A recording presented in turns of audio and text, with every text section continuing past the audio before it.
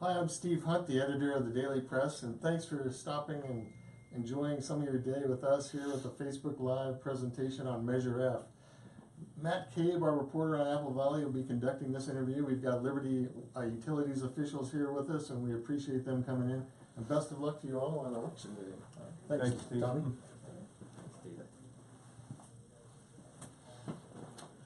Okay, so with us today from Liberty Utilities are Eric Larson, who manages the company's finances, and Tony Penna, the general manager and vice president, and Carol Thomas Keeper, who is the operations manager. I didn't expect all of you, so it's good though. So we're going to talk a little bit about Measure F, a little bit about finances, water rates, all that kind of stuff. So I'd like to just dive in if we could. The first question, kind of curious what you guys' response is to this. From your perspective, why does the town want the water system? Well, I'll start, and then everyone else will chime in if that's fine. Sure. I can tell you what they've said. They've said it's in a response that they've gotten from our customers that the rates are out of line with the surrounding municipalities. Mm-hmm. But I'm challenging that because that can be explained in the different revenue models between a municipal-owned system and an investor-owned utility that's regulated by the Public Utility Commission. Okay. So given that, I don't know their motivation for doing this. We have a well-run system. Our customer service stats are very, we're very proud of them, the service we provide. And if the model that we use could be explained to people, which by the way takes a little bit of time to do, Sure. then they would see that the cost of service with us is the same cost of service with the surrounding municipalities. It's just the model is different, and rather than pay it all on the bill, it shows up in other places. Okay. Eric, Carol, something to add? Where are some of those places? Are you talking about municipal, on the municipal On side? the municipal, On the sure. municipal side. The basic, as Tony mentioned, the cost of providing service in a similar geographic area with similar circumstances is very is just that, similar. Mm-hmm. But within the municipal model, they collect revenues from various sources. Part of it's on the water bill, the bi-monthly water bill or monthly water bill, but part of it comes through taxes. Part of it comes through the biggest, in locally here, the biggest difference is in what are typically called connection fees. And that's where if someone wants to build a home in, say, Victorville or Hesperia, they go to the water department and say, I have a permit, I have approved plans, I need a water meter. They say, welcome to our city, and that'll be $9,000, say $10,000. There's a large upfront fee to get the meter installed and connected to the system. Mm-hmm. You come to Apple Valley into our office and say, with the same scenario, and we say that'll be $75, and we'll take that as a deposit and we'll credit back to your account in a year if you pay your bill on time. And the cost of that meter and the infrastructure that serves that residence is picked up in the monthly bill on a regular basis. So naturally, what actually shows up on the bill is more with us, but we don't get the big down payment. It's kind of like buying a car. You can put a big down payment and have a low monthly, or you put no down payment and have a high monthly. It's just a different finance model. Okay. Sticking with rates, I got a response from Greg Sorensen, president of Liberty Utilities Western Region, when I wrote a story on the Mesa Crest purchase. Mm-hmm. And part of his response was that, let's see, he said, basically I asked him if it was going to affect customers in Apple Valley. He said Mesa Crest, like Guillermo, will have no impact on Apple Valley customers, other than potential future savings due to increased customer base to absorb the fixed costs. Correct. Okay, so keeping that increase in mind and keeping the rates in mind, with that idea in mind of a larger customer base helping out the overall fixed costs on customers, is it fair to argue that Liberty's rates should be lower than Golden State's in Apple Valley? Because Golden State is also a private company. They're a much smaller operation in Apple Valley, and the rates are at least $15 lower than yours per month, according to the town's rate study. And I did check that, and Golden State got back to me and said that their rates were accurate. Oh, let's go first. I can certainly take that one on. Golden State, while they're a very small operation in Apple Valley, they're a large player within the state, Okay. and they have a very large customer base in California. And their rates currently are structured in a regional basis, so they're, as I understand it, it's not the costs of their operation are a bit more centralized than Liberty's, to where they are. They centralize their engineering and some of their other functions. They don't have as many professional staff locally as we do. And so those rates are, again, it's the same scenario, being spread over a larger customer base. Okay. And because you've got, I think, 3,000 or so connections Sure. in Apple Valley, Right. but they're being rated with folks of a much larger area. Mm-hmm. And so their cost of operations, which are different than ours, Sure. they certainly vary. For every system is unique. Mm-hmm. While there are similarities, they're very every one of them has a unique cost structure. So it's difficult to say should ours be lower over time. I think Liberty, the model that Liberty brings forward, being a larger business, certainly has that potential. Okay. We have we have nationally hundreds of thousands of customers nationally. We're operating in how many states are we now? 13 states. 13. And so that customer base, especially for those shared services, which are provided at a corporate level, either within the state or nationally, are being spread across many more customers every year, because Liberty is in acquisition mode. So. Sure. And if you look at Greg's title and its West region, you can see that we're moving in the same direction, but our customer base hasn't grown yet in the Western region. Yeah, that was a dramatically. different title than what I saw. Sure. Previously, it was just California. It was California. Now it's an entire region. His authority and his responsibility has spread to Arizona, Texas, and maybe others, but it's the western half of the United States. Okay. And so the very model you're suggesting is coming to fruition as we grow. Okay. Let's go circle back to Measure F. Why is Measure F bad for Liberty customers from your guys' perspective? Carol, you want to start? No.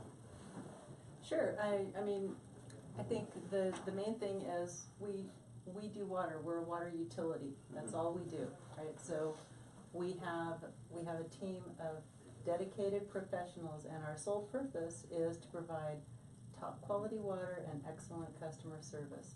And we do that. We have a very dedicated team of water professionals. They're highly skilled, highly certified, and they're very, very proud of the job that they do.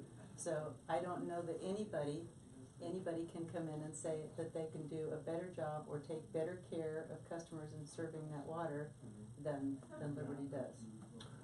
Now let's add the cost to that, because one of the things the town says is, our costs are out of line with the neighboring. Mm-hmm.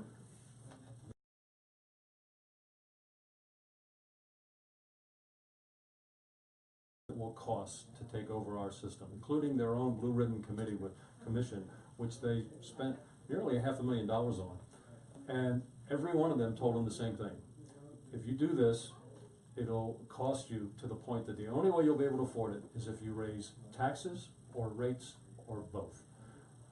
Is it 6 of them? Barlow and Wells did a couple, the Blue Ribbon Committee, there were a couple others that I can't recall. Urban Futures. Urban Future. Yeah, They all came to the same conclusion.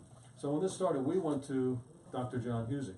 Now, Dr. Husing is probably the most well-known economist in this area and has been used by all of the municipalities up here. So Including Apple Valley, yeah. including Apple Valley.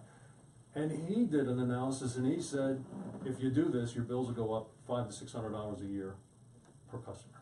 If the system is purchased at $150 million, And in between interest rates of 5.25 and 7.25%.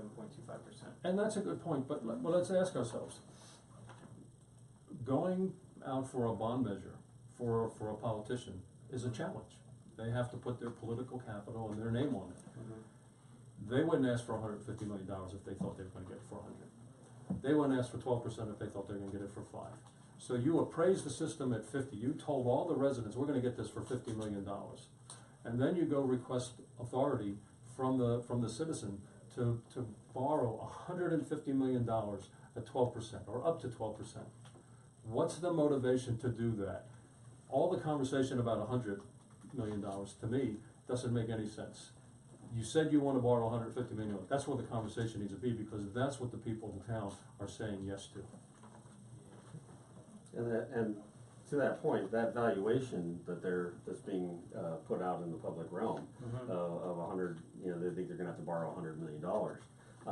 That's completely inconsistent with the most recent. I mean, 2 weeks ago, a judge signed off on a settlement in Ojai to sell, where Golden State is selling under threat of condemnation, Right. the system to a local municipality at about almost $12,000 per connection. 2,900 is $38 million. $11,900 per connection. And they're saying that our system is somehow valued at someplace between $2,500 and $5,000 per connection.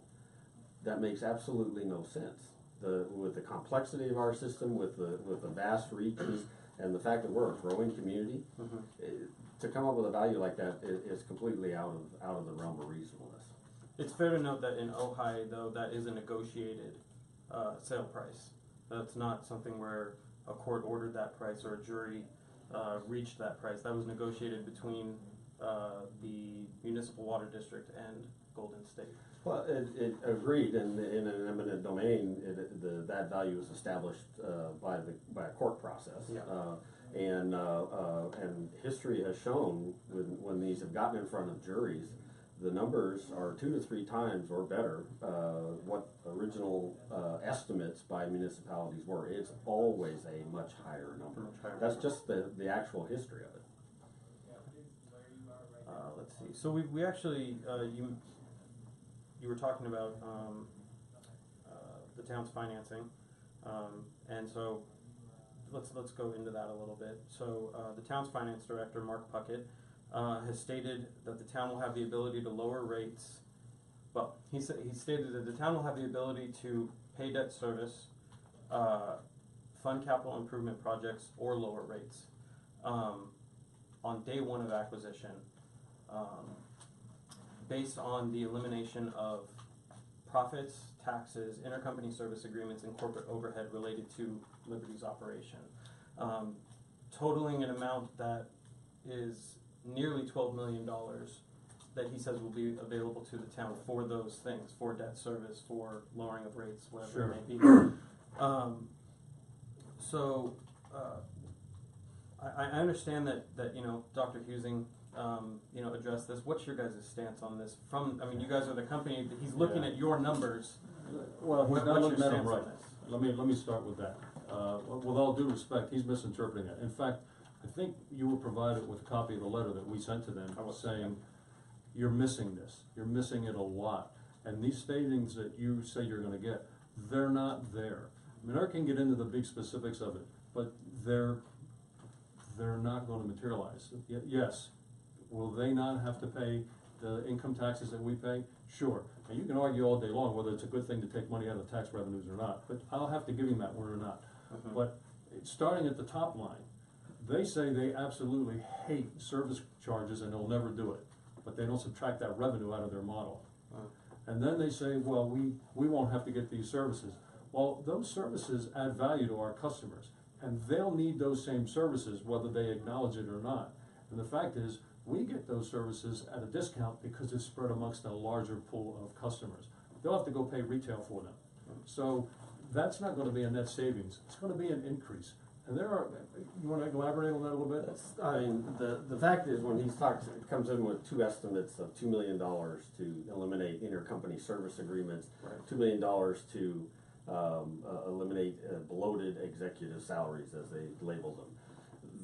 The total charges from our corporate offices to Apple Valley customers in the same year they're referencing was $1.7 million.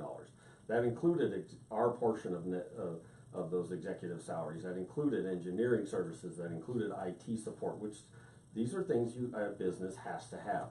And how you save $4 million against 1.7 in expense is bizarre. And he references 3.7.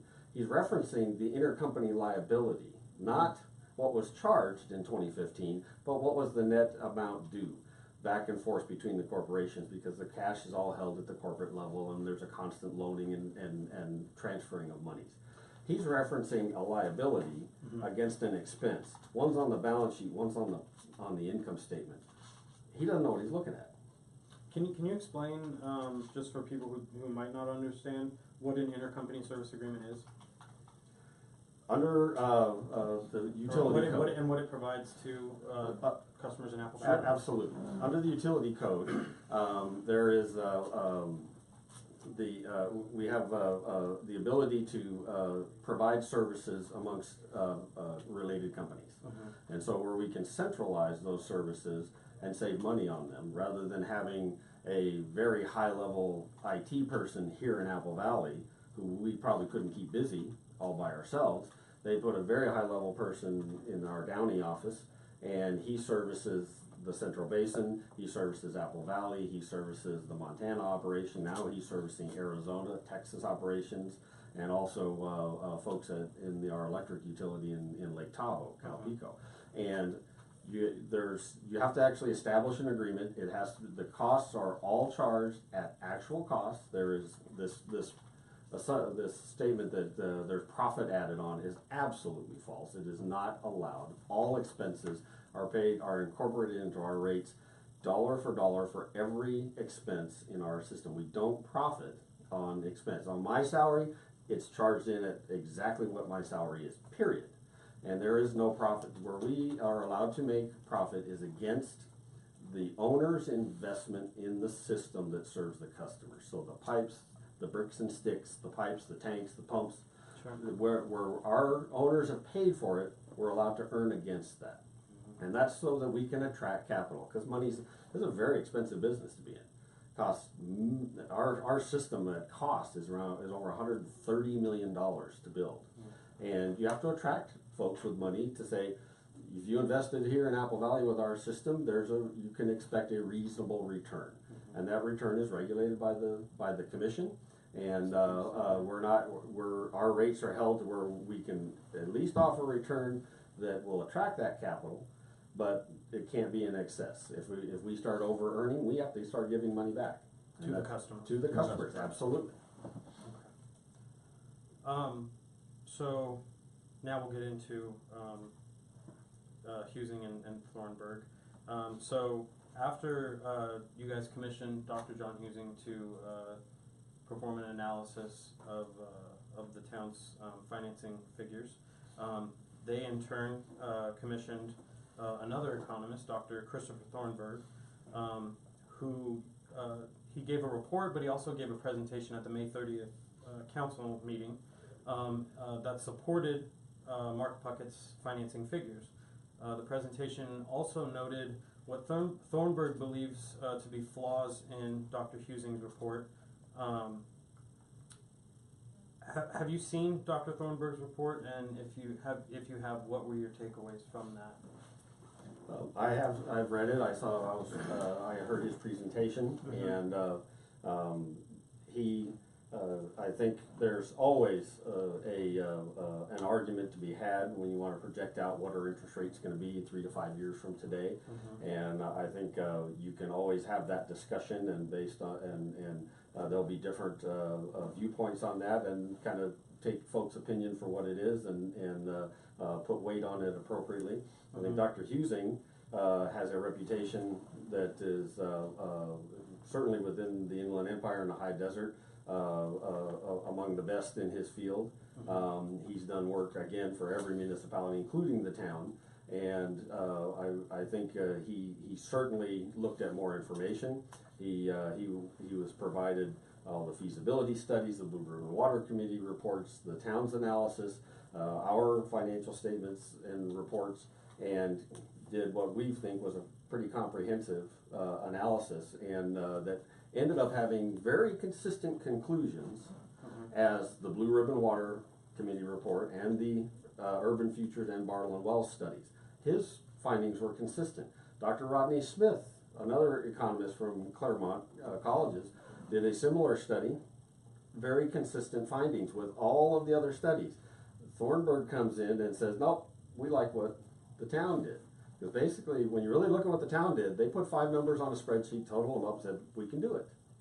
And, I mean, the Blue Ribbon Water Committee, the Finance Committee report was written by a PhD in applied economics from UCLA. Lots of qualified folks have looked at this very comprehensively and come to the same conclusion, and then you got what Mr. Puckett and Mr. Thornburg are saying. And to me, the weight of the evidence is clear. One of the things that Dr. Thornburg said that he noticed in Husing's report, Liberty Apple Valley, the mountain water, Mhm. and then the system in the Los Central Angeles Basin. area. Sure. Yeah.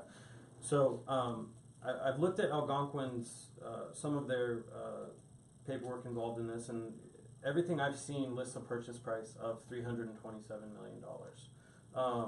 There's also included in that an debt of $77 million. Mark Puckett reaches his conclusions on how much the system will cost by eliminating that $77 million in debt to come to a total in the $250 million range, and then divides that by 3 to get a kind of a general range of a purchase price for the 3 systems. Okay.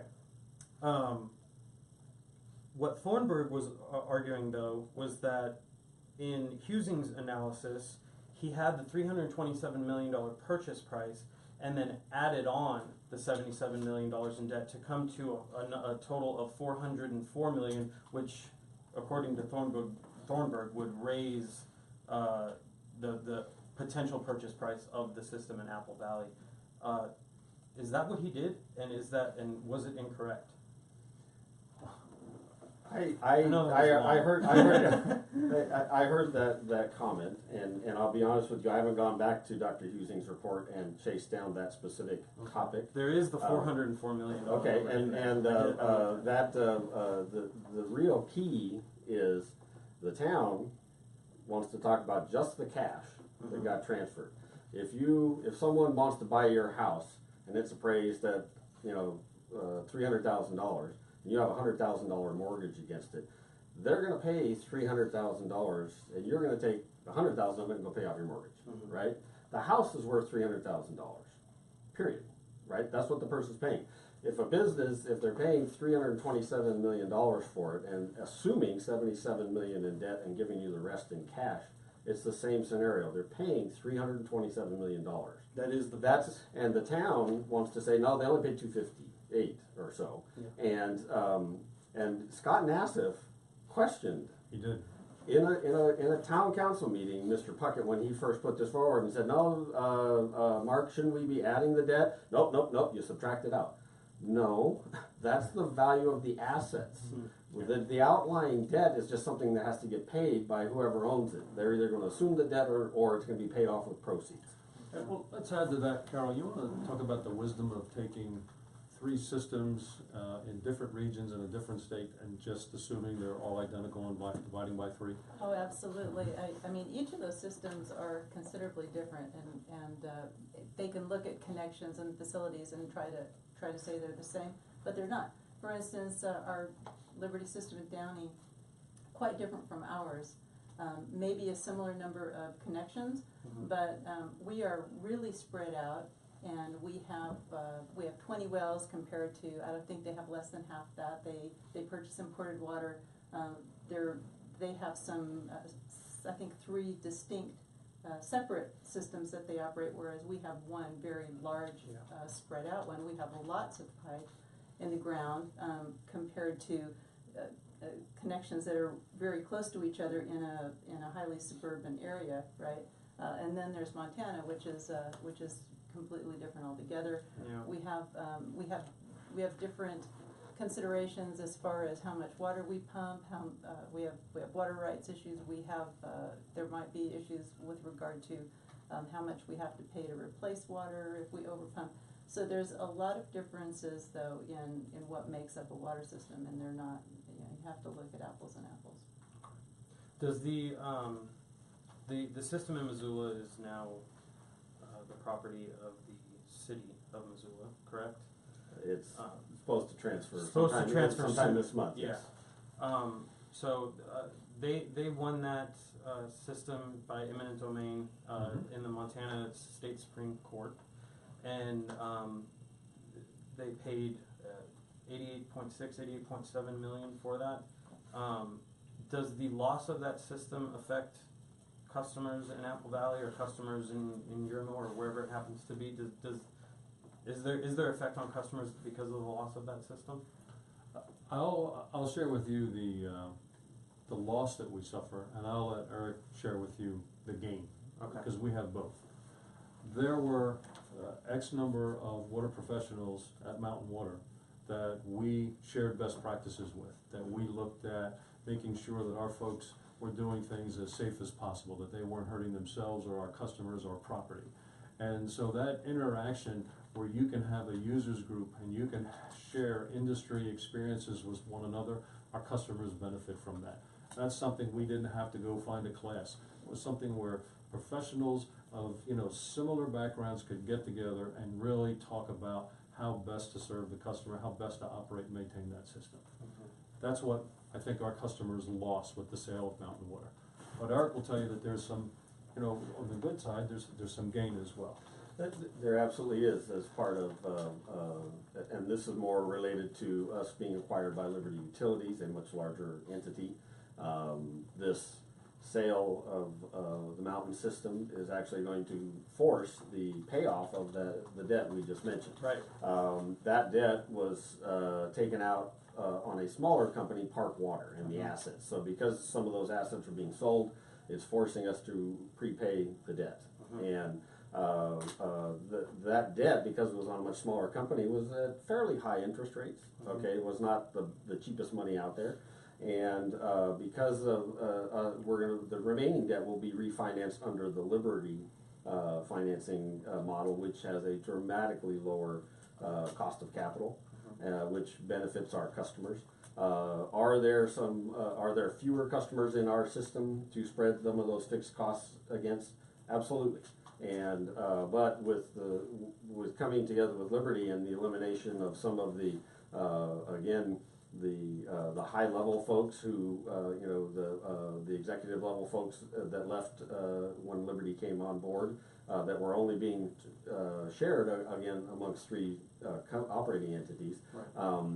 And being replaced by only a portion of folks at a higher level, there is cost savings in there related to the fact that Liberty is in fact, if it would have just been Park and Mountain going out, that would have injured. It absolutely would have had a detrimental effect to the customers in Apple Valley. Where am I? Oh, okay. So this is somewhat topical. The town has been critical of you guys for not filing your annual report by March 31st. Dr. Thornburg, during his presentation at the town council meeting, suggested that the company might not have filed by that time, basically because there was maybe something in the report that you didn't want the public to see prior to the June 6th election. What's your response to that? Go ahead.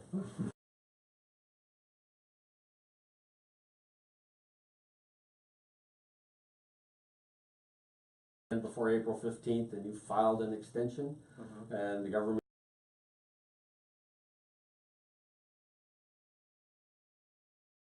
the Public Utilities Commission, it is well within the regulations to be able to do this. Sure. As you can imagine, brought in additional staff and having additional costs. We asked for an extension, the PUC granted it. We filed that report this week. Yeah. And the big nothing burger is there isn't some big bombshell in that report. It's very consistent with the prior years, and it shows that we are properly managing the company and keeping expenses under control, investing in the system. It shows all those things that we do. And we filed it on the day that the PUC asked us to. It had nothing to do with the election date. With the election. So it was the third option that he missed. Right. Let's see. Staying with the annual report. So it was filed the 30th? 31st. 31st. The town reviewed it, obviously, and it's now on the town's website. And some town officials have brought up the fact that that your net operating income increased from about 4.2 million in 2015 to 5.4 million in 2016. As a result, they believe that actually strengthens Mark Puckett's claim of what's available for debt service and financing of the water system. Are they wrong about that? On several levels, yes. One of the things, if they take the time to actually read the details, 100+ page report, It is. has a tremendous amount of information in it. One of the things that you'll see that occurred in 2016 was a result of the historic drought, which we are just stepping out of at this point in time. Well, because our sales of water have been precipitously dropping during this drought period, during all of the mandatory conservation efforts that the governor handed down, and our customers have stepped up. What's happened is, one of the biggest pieces that's happened is our water consumption has dropped below a point where we don't need to lease water rights currently. Okay, that was typically between $500,000 and over $1 million or more if you look at our historic pumping rates before the drought had occurred, and those costs just simply disappeared. We're able to cover our water rights with rights that we own, so there is no incremental increase. That was about $800,000 difference between 2015 and 2016. On top of that, with all of the conservation efforts that are going on, and with cost savings that are coming through now because of our attachment with Liberty Utilities, tremendous cost savings in insurance coverage because we are part of a much larger pool. Tremendous cost savings on employee benefits because we're now part of a pool. Instead of a couple of hundred employees, we are several thousand. And there are efforts that we have made locally in not filling some positions that were going out through attrition. We delayed the filling of those positions because of the scenario that we were in with a dramatic drop in sales. And so, like our customers were tightening their belts, we were tightening ours. And when that translates into some more bottom line, that's money that is going. We have an absolute history of investing every dime of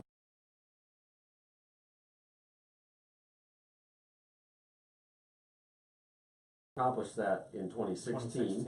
And the capital investment around 2.8, 2.28. And usually it's a few $1 million. Yes, well, we were normally in our average over the last 6 years, including 2016, has been about 6.2, 6.5, someplace $1 million a year. Which is our target for this year as well. We invest those monies into the system. Our system is 40 or 70 years old in certain areas. I was going to say, I think that might be the one thing that everybody agrees on is how aged the system and the repairs that it needs. It absolutely does. It does, and Carol can speak to them in detail, but Mark Puckett's analysis has said there's also going to be $2 million a year left over to do capital improvements. Right. That's insufficient, and Carol can explain why and how we know that for certain. Oh, sure. I mean, we have huge maintenance costs. We have huge replacement costs. As I said, we have a very old system, 70 years. Steel pipe, deteriorating steel pipe, and a good portion of it is. And they weren't water pipes, right? They were. No, they were oil pipes. Yes. It was whatever the developers decided to put in the ground, unfortunately, at the time. Yeah. And that's our legacy, right? And we have more leaks than I've ever seen in a water system, and I've been in this business over 30 years. We have an amazing amount of leaks, and I think our crew does a fantastic job of keeping up on them. We have a main replacement program that's designed to try to replace those areas where we have the most leaks and try to keep up with it, and we try to put money into the system every year and improve it. And if you look at our leak history over time, you can see that we've done a really good job of decreasing them, even as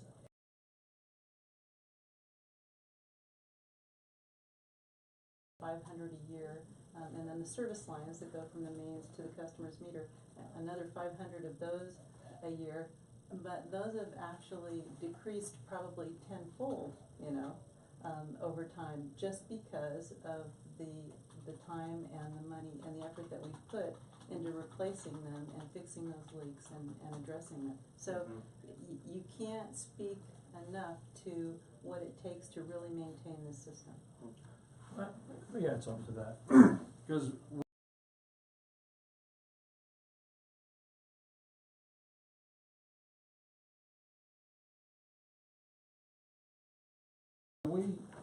when we put together our plan for capital improvements, it's put together with a combination of Carol's experienced team and our in-house engineering folks, right? So we've got a professional engineer on staff, we've got Carol's people who have, you know, very high certification throughout the state, Carol's experience. We come together and say, these are what we think needs to be done, and this is the pressing, that's all, the order in which we need to accomplish them. Now that said, we also went and got an independent engineering firm to model our system and tell us what they thought were the highest priorities and the sequencing of those jobs. Now, what we present to the Public Utility Commission and need to defend is the combination of their report, our experience, our analysis, and we combine those together and say, this is the projects, these are rather the projects we plan to do, this is our spending plan, these are for the years we want to do them, and this is the justification, the basis for every single decision. It's not I think Dr. Thornburg called it back of the envelope calculation. This is not a back of the envelope calculation. This is hard engineering, hard science, doing the best predictive maintenance that we can to say this is where our customers will benefit the most from the dollars invested in the system. That's how that's accomplished. And just to add one quick note to that also, the investor-owned model actually incentivizes investment into that system. In that, obviously, as every $1 million we put in, you know, adds to our rate base, we're allowed to earn against that. There's an incentive for us to do that, because as it's depreciating, as those assets depreciate, we're not able to earn against them. Okay, as they depreciate, and so there's a built-in incentive, as opposed to the municipal model. The built-in incentive is really kind of not to, because it does have impact. There is impact on rates over time as you build you know, you have to pay for those assets when you're putting and they appear on a government's income statement as capital expenses, not as depreciation. They appear, we depreciate.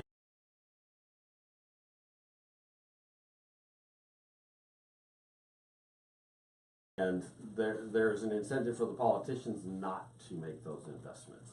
And that plays out in systems all across the country. I mean, LADWP is the most glaring example of that. They have delayed and delayed. They have 100-year-old pipe in the ground in that city, and now when they have no choice, they're going to float a $3 billion bond. I think was the number I heard, and tell the taxpayers, well, we have to do it now. We have no choice. This is a tough decision. No, the tough decision is to keep investing every year as necessary, as the engineers and the experienced folks tell you ought to.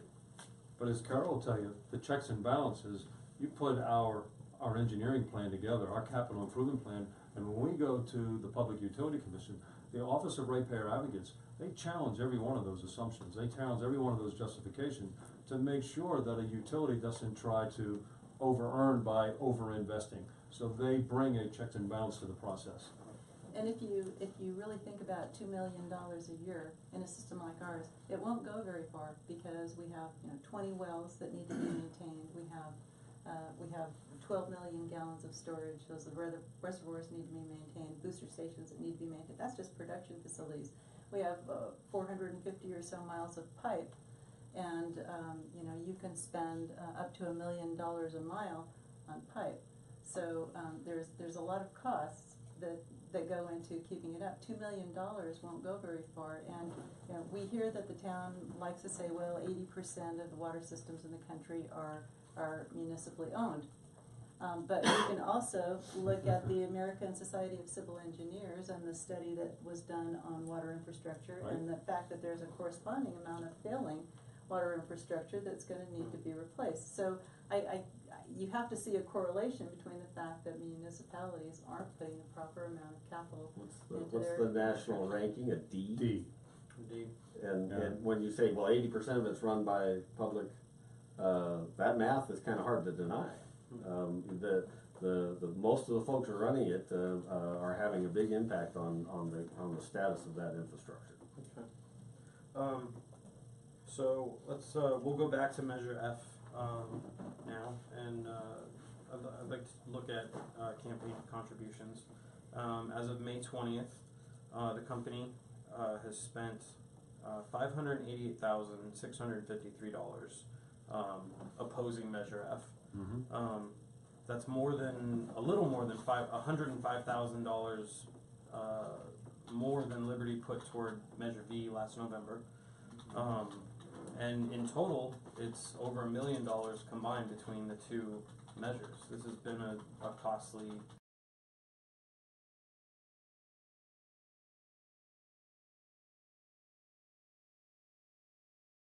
Number one,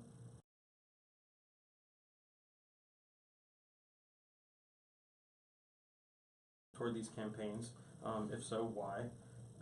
What do those costs gain for the company?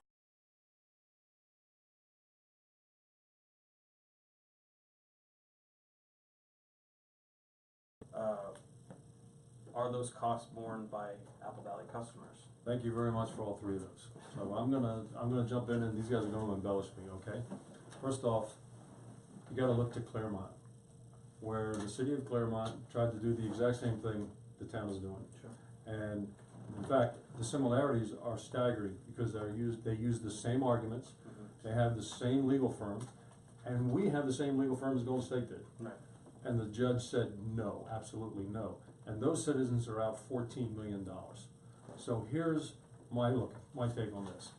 If for $1 million, we can stop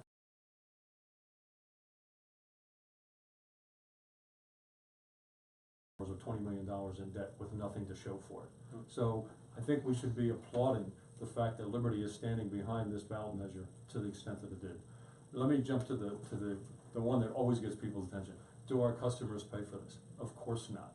Not only no, but no, because it would be against the law. The Public Utility Commission is very clear about that. You're gonna bear these charges, not your customers. And we're absolutely okay with that. And then to your question of why. Liberty is a utility company. They very much wanna be your granddaughter's water company. We take very serious our role as that.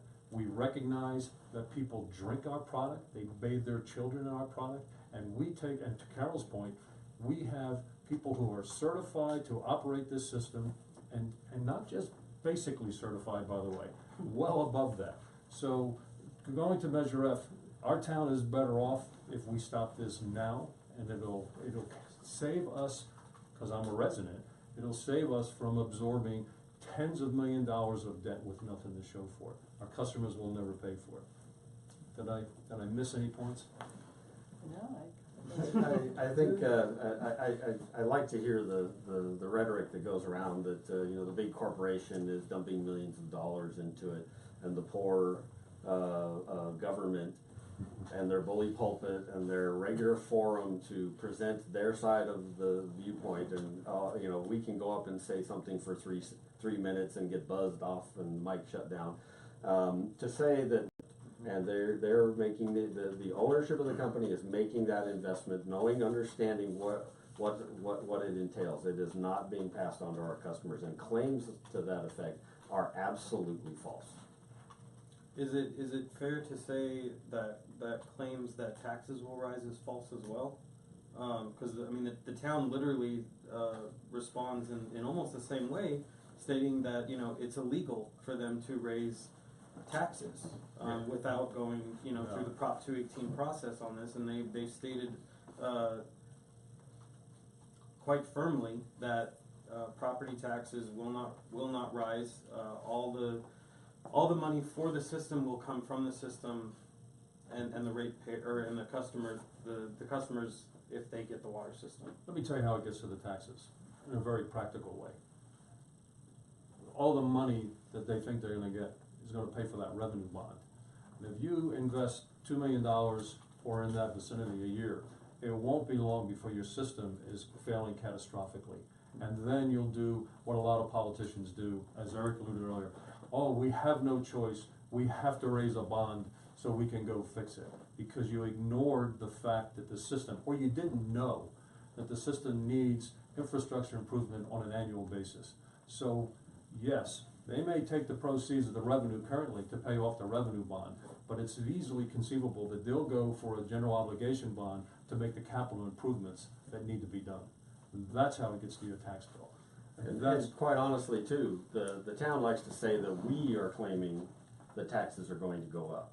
Good Okay, point. and we, what we have done is if you read the Blue Ribbon Water Committee, if you read the Urban Futures Report, if you read the both Bartle and Wells reports, every one of those highly comprehensive studies said, if you're gonna pay a price similar to what you're really gonna end up paying, what the real price is gonna be, what, you know, not this $50 million stuff, but what it's really gonna cost you, you will have to raise rates and or taxes. They all say that, and we've told them, we're not saying it, we're repeating what your consultant said. Not, paid consultants. yeah, multiple consultants that they paid for. And that, if you read those reports, those statements are in every one of them. And they wanna say, well, you're just claiming we're gonna raise taxes. No, I'm not saying that, your guys said that. Yeah. The better question is, Matt, well, maybe not the better question, I beg your pardon. A question is, why do you have so many feasibility studies?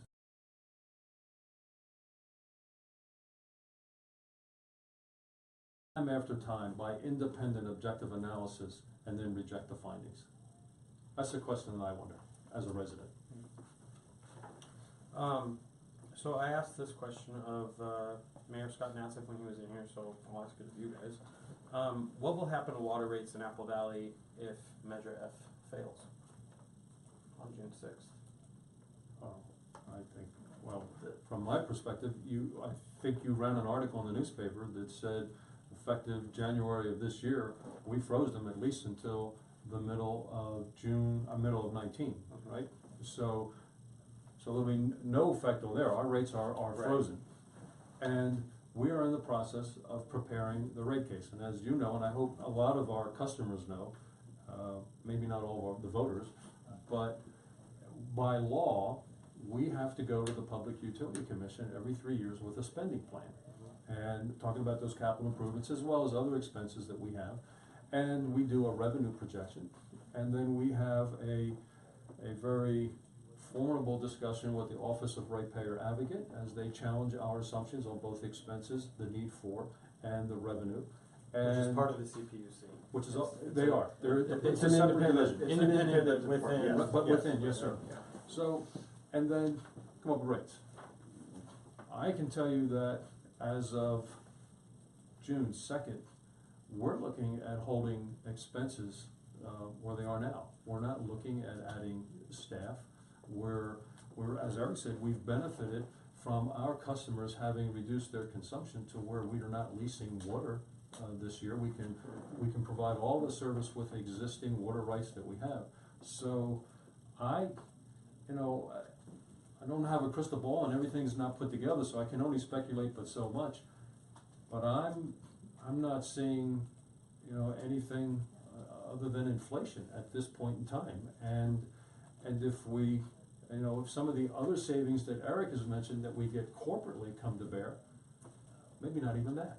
So I think what our customers should look for is, in June 19, when the rate case is settled, that it'll be essentially steady or inflationary only, and inflation hasn't been much. So, again, we'll know more at the end of the year when we get the whole thing put together, and we'll tell everyone. We always submit a press release, and you guys cover it independently. But right now, I'm not seeing anything in the way of requesting a rate increase. Something that needs to be kept in mind too, part of the issue that's driven this, or the biggest issue has been the last several rate cycles where we did request large rate increases, okay? And if you have to keep in mind what was happening during that time, this drought, while a lot of people like to say it was 4 years, it was really, It was when you about talk to a 6 lot, years. it was actually longer than that. Yeah. A lot of the experts are saying it started after the end of the last El Nino in '97. Interesting. Okay, but what, we've been actively pushing conservation since around 2007. And our customers have been using less and less water every year. And that finally leveled out late 2015 and into 2016. It's bottomed. If a person took out their lawn and put in a desert scape and permanently stopped using as much water, that's permanent. They're not gonna tear that out and, oh, the drought's over, I'm gonna put in grass. They've done what they've done. Okay, so while rates are going down in a fixed cost business, which is what the water industry is, we have this huge infrastructure and the costs are very fixed to keep it up and build up on it. When those are very fixed and your sales are dropping dramatically, the rate has to come up to make sure you can cover the cost. When the sales stop dropping, the rate stops moving. And the sales have leveled off. We've had a couple of years around just under 9,000 acre feet of production. Our historic, we ran about 12,000 acre feet of production. And so when that's happening, I'm charging folks based on how much water they use. Obviously, the rate relationship to sales has been dynamic and changing over the last 2 cycles. This cycle, the water consumption is flat, and it maybe will start growing a bit due to some growth. Hopefully, if we get some growth in the desert, I think the outlook is fairly good on that. We're seeing a lot of anecdotal evidence, a lot of fill-in building going on right now, certainly in our community, and I think in a lot of the surrounding communities. And that will only tend to push rates down. The more customers I have, the more people that the piece of pipe gets to serve, the less everybody has to pay for it. Is there anything you guys want to say at this point to the voters? They're voting on June 6th, that's Tuesday. Any final thoughts for them as they head to the polls? I guess I would just want to mention that Liberty and our employees are very active participants in the community. We're proud to be part of the community. We don't just work here, we live here. We participate in community activities. We do it as employees, we do it as residents. So Liberty supports that. They also contribute financially to charities to give back to the community. So I think it's important for everyone to understand Liberty and our employees are very active, caring members of the community. And I would just try and reinforce the overall question that we're being asked is to put the community into debt, potentially a very large number, based on financial information that was put together by the finance manager and blessed by an outside economist that is completely contrary to the Blue Ribbon Water Committee, the feasibility studies that the town has paid for, Dr. John Husing's study, Dr. Rodney Smith's study. Everyone had similar findings except the town. And why we spent all that taxpayer dollars, well over $500,000, almost $500,000 for the Blue Ribbon Water Committee alone, that was run and directed by Best and Krieger attorneys. They're the ones who made most of the money on that deal. You took all that and you set it aside, put 5 numbers on the page, said we can do it for half the price that Liberty's doing it. And I gotta say, voter beware. Pay attention. The numbers just don't make sense. And I think I'll echo both what Carol said. We've been serving the community for a very long time. We take a lot of pride in that, and I think most of not only our customers, but the residents know that, and I think they'll remember that. But the independent objective analysis, the 6 of them, carry a lot of weight in my mind. The outcome of Claremont, where those citizens are saddled with $14 million of debt and not a paved road, a new park, or a street light to show for it. I would say, and then Howard Jarvis Tax Association came out, and they're probably the most well-known consumer advocate, tax advocate group in the state, essentially said what Eric said: beware. The government's projections of savings almost never, well, they never come to fruition, and you should be very beware. I would say, look at what Dr. Husing said, look what all the independent objective analysis said, and then make your decision and vote accordingly. Okay. Thank you. Thank you guys. I appreciate it. Appreciate the opportunity. So that is all the time we have today. And I want to thank Eric Larson and Tony Penna and Carol Thomas Keeper for coming in and taking some time out of their day. I also want to thank Mayor Scott Nassif, who took